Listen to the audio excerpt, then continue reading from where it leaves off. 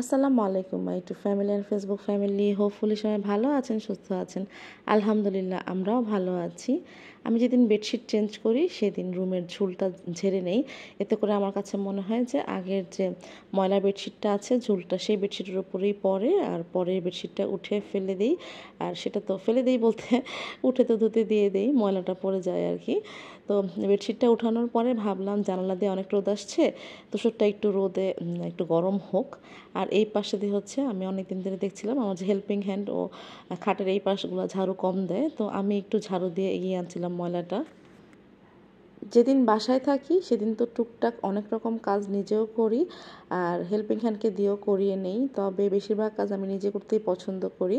আর যেদিন বাসা থেকে বের হই, বাসা থেকে বের হয়ে যখন বাসায় আবার ঢুকি তখন কিন্তু আর কোনো রকম কোনো কাজ করতে ইচ্ছা করে না। একবারে সব গুছিয়ে রান্না করে বের হই, আসার পরে কিন্তু আমি কোনো কাজ করতে পারি না। আপনাদের কার কার এরকম হয় আমাকে অবশ্যই কমেন্ট করে জানাবেন।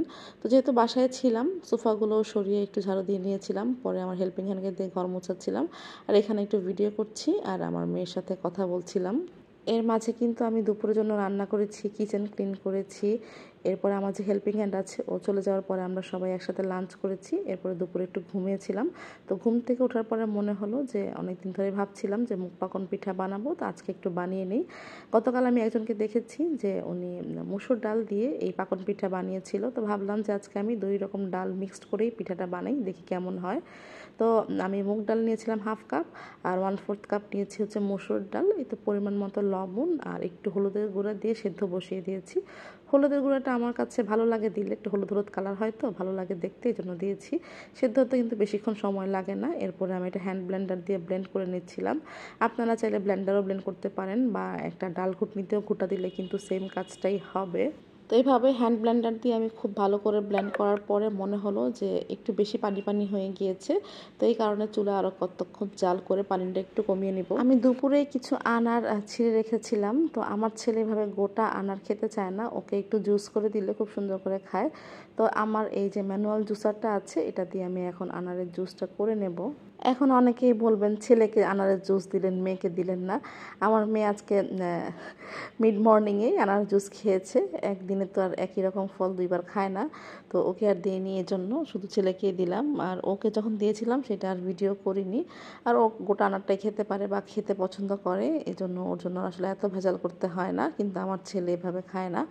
আর আনারের জুস করে দিলে আমি সবসময় সাথে একটু পানি অ্যাড করে তারপর দিই।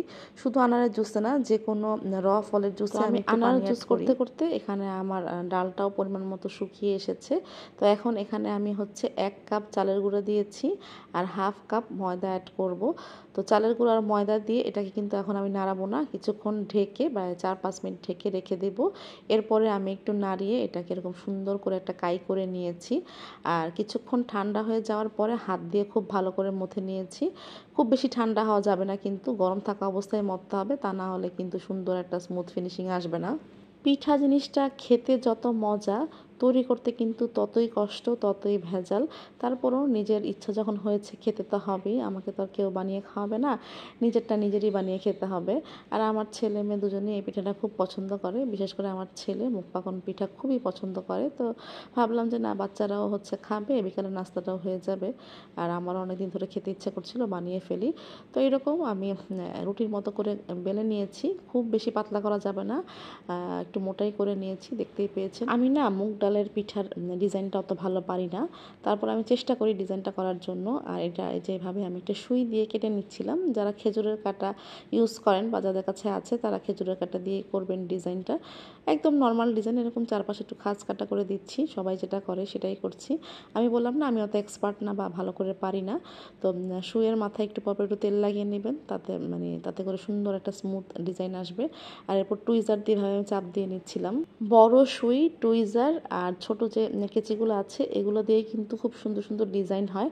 তো ছোট কেচি আমার ছিল, কিন্তু হাতের কাছে এখন পাচ্ছি না খুঁজে, তো টুইজার দিয়ে ডিজাইনটা করছি। কেচি দিয়ে করলে আরও বেশি শার্প হয় আর কি। আর এই তো আমি একটা টুথপিক দিয়েও করেছি, কিছু করেছি সুই দিয়ে। টুথপিক আর সুইয়ের জিনিসটা সেমই হয়। তো সুই, টুথপিক আর টুইজার ইউজ করে আজকের ডিজাইনগুলো করেছি। আর এই পাশে আমার মেয়ে চা বানাচ্ছে আর বলছিল যে মা একটু দেখাও আমি চা বানাচ্ছি, আমার চায়ের কালারটা কত সুন্দর হয়েছে মাশাআল্লাহ।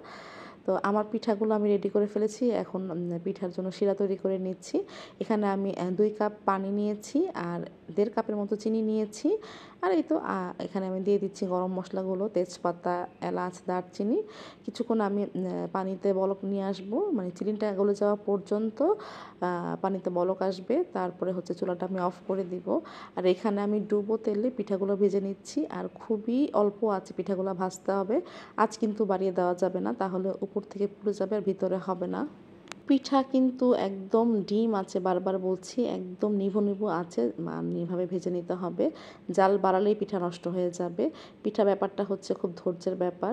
আপনি যদি জাল বাড়িয়ে পিঠা বানাতে চান তাহলে ওই পিঠা কখনোই ভালো হবে না। প্রায় 10 মিনিট এপিট ওপিট ভেজে আমি উঠিয়ে নিব এখন পিঠাগুলোকে।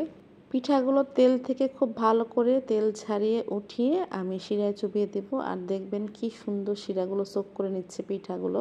তেলে পিঠাটা সুন্দর মতো ভাজা হলে অটোমেটিক শিরা সুন্দর করে পিঠায় ঢুকে যায়, আর খেতেও খুব ভালো লাগে।